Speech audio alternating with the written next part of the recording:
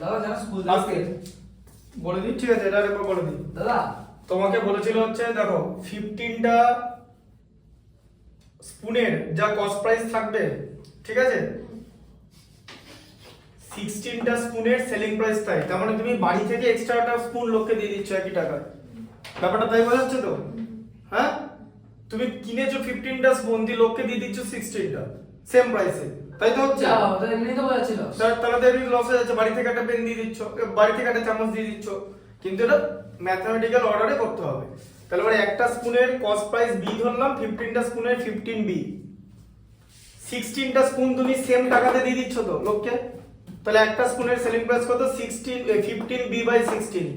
Compare করো, B মানে 16 B by 16 আর এখানে সেলিং প্রাইস হচ্ছে 15 বি বাই 16। তাহলে যেটা হচ্ছে সেলিং প্রাইস কমে যাচ্ছে, কস্ট প্রাইস বেড়ে যাচ্ছে, কস্ট প্রাইস বেড়ে গেলে অলওয়েজ লস হয়। 16 বি বাই 16 থেকে 15 বি বাই 16 মাইনাস করলে বি বাই 16 হচ্ছে। এবার লস হোক বা প্রফিট হোক অলওয়েজ অন কস্ট প্রাইসের উপর হবে। তাহলে প্রফিট লস হচ্ছে বি বাই 16, কস্ট প্রাইস হচ্ছে বি, ঠিক আছে। তাহলে B by 16 by B into 100, B by 16 নিচে বি আছে মানে into 1 by B into 100, B 1 by B eliminate হয়ে গেল, এদিকে 100 বাই 16। এবার আমি যদি ইকুইভ্যালেন্ট ফ্র্যাকশন করি 50 বাই 8 25 বাই 4, তাহলে কত? 6 হোল 1/4%, 6 হোল 1/4% হচ্ছে লস হচ্ছে।